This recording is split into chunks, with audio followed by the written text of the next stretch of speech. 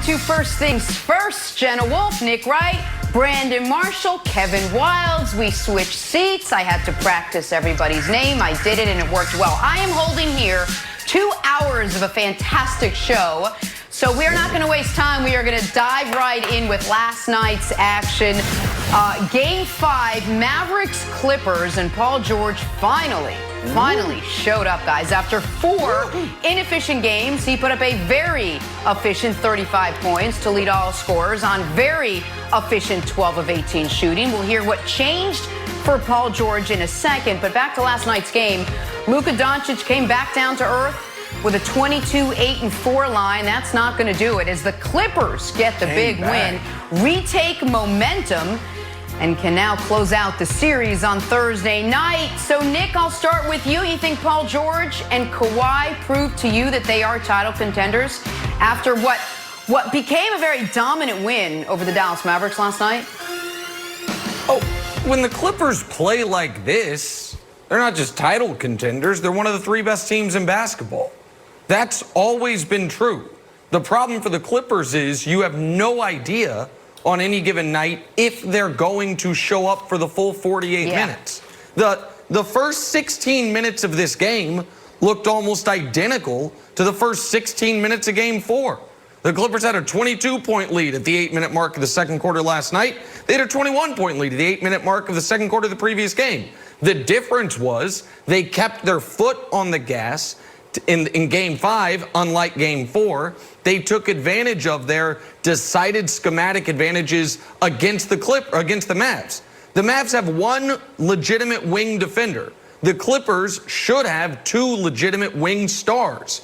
So if Paul George is clicking, all of a sudden, Michael Kidd-Gilchrist has to come on the court, and he is a really, really limited offensive player. All of a sudden, the Mavs are struggling to find the right matchups. Additionally, when Kristaps ain't playing, you can focus your entire defense on slowing down Luka Doncic, which is what they did last night. And so, last night's game didn't shock me. I said on the show yesterday and then doubled down on Twitter that I thought Clippers -8 was the play. You would expect the Clippers to come out and show you their full force in a Game 5 after what happened in Game 4.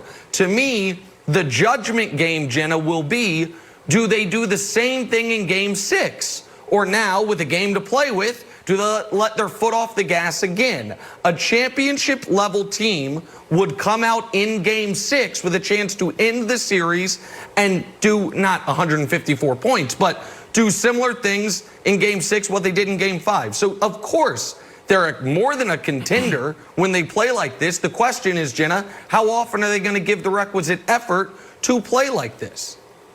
And then clearly the X factor, echoing what you said, is Paul George. And if he decides to show up, and if so, how much he's going to contribute. Finally broke out of that slump. 35 points on 67% shooting from Paul George last night. Brandon, you heard something from him after the game that really struck you. I want to ask you about it, but first take a listen to this. You know, I underestimated mental health, honestly. I had anxiety. A little bit of depression, just being locked in here, and you know, I just wasn't there. I checked out, and it was, you know, games 2, 3, 4. I wasn't there. I felt like I wasn't there. But you know, shout out to the people that was in my corner, people that gave me the words. Really refreshing sentiments and honesty. Yeah, from a professional player, you don't hear that much about what life is like off the court, because when we cover these games, we cover the action on the court and we think it stops there. But Brandon, what was your reaction to what Paul George had to say? Powerful. I think a lot of us underestimate the impact on mental health and on mental fitness. I knew something was off Monday. You just don't hear those type of comments coming out of a press conference when a guy's talking about getting out of a slump. You don't see star players turning off mentions and comments on social media, because we know that the media is watching, and it'll be a tagline, it'll be a headline on all the talk shows. So you just don't see that. I think that this is a topic we gotta push back on the forefront of our country. It happens to all of us. There's 320 million Americans, and almost 100 personally deal with some type of mental health challenge. If it doesn't affect you, it affects a loved one. I think professional sports is one of the most volatile environments you can be in, because every day you walk in the locker room, you could be cut. Every day you walk in the locker room, you could be in front of millions of fans, and your life and your performance is being judged by the minute down to the inch. So I think that Paul George doing this is courageous. I think he's giving space to other professional athletes to stand up and talk about what they deal with, because it affects all of us. This is a global pandemic, and some of us are dealing with depression, anxiety for the very first time. So this is a serious topic. Like I said, we have to push it to the forefront. And this is good. This is good news for Paul George. It's great news for the Clippers, and it's terrible news for LeBron James and those Lakers, Nick. Well, Wilds, I'll let you go. We can get to the Lakers side of this in a second. I mean, whatever the reasoning was for Paul George, this version of Paul George, obviously, Wilds, is the one the Clippers, maybe not 35 points a game, 67%, but top 12 player in the league level, Paul George, is the one they signed up for when they traded away all those assets to get him, Wilds. Yeah, I want to build on what Brandon said. You know, like a few years ago, Kevin Love was praised for coming out and saying that he was battling some anxiety and some depression, but it wasn't right after a playoff game. Brandon, this is unprecedented, the amount of honesty and transparency that Paul George showed. Really needs to be applauded. You also saw Giannis talk a little bit about it. I don't know if it was necessarily mental health, but he did mention, it's like, the bubble's tough. It's tough I can't really get away.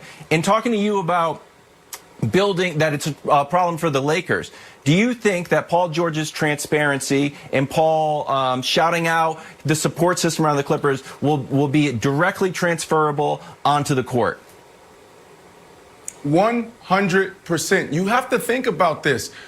This may be not only a breakthrough for this series and this run to the championship, but for his entire career, for the rest of his life, possibly. Because we call this guy, playoff P, you know, and Nick, you've been on him. A lot of us been crushing him this entire series. But this guy seems to be free. So, of course, it translates, because 80% of what we do is mental. That's the beauty of sports. That's the beauty of life. But all of us, well, almost all of us, focus so much on the physical. So I think this could be a huge win for Paul George and this Clippers team. Well, so the only pushback I would have is this. I agree with everything you guys are saying about the courage and the bravery it takes to be that naked, for lack of a better term, to the entire general public about what you're dealing with inside your own head. We all have, Brandon, you're someone that's been at the forefront of athletes talking about these types of things, so you know better than anybody how much courage it takes, but you also know better than anybody, this isn't, if you are really dealing with some anxiety, some depression, you don't snap out of it because of a bad game. Or because of a good game, pardon me. Like, this is something that you are going to have to deal with, not only the rest of this series, the rest of these playoffs, but it's a multi-month, year, sometimes lifelong battle that you have to wage. And so I want to take Paul George's words at face value, but if I am taking them at face value, Brandon, I think it is doing a disservice to the real issues he's talking about. To be like, the perfect medicine is 35 points. Like, that's not it. Like, that's a Band-Aid for maybe. Go ahead.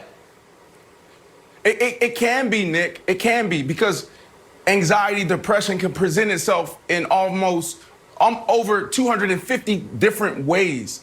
For some people, you're right, it could last a lifetime. For some people, like the majority in the world right now, could be dealing with it for the very first time. This is a global pandemic. We are isolated. We are in quarantine. And now you take this group of men and you throw them in a bubble. Of course, they're going to be mentally challenged. Now, when you look at Paul George, I don't know his history. I don't know what he's dealt with in the past. We should be curious, because every time there's a big moment in the playoffs, this whole playoff P thing comes up. But it can easily be a moment for him where this 35 points, the high five in his teammates, the smiles on his faces throughout the game last night could be that moment to get him through this crisis. It's also just another opportunity to shine a spotlight on what so many of us are dealing with, and not just weak, middle, strong people, everyone across the board obviously going through this. We're going to have much more on this game coming up when Chris Broussard joins us in a little bit, always entertaining. Also,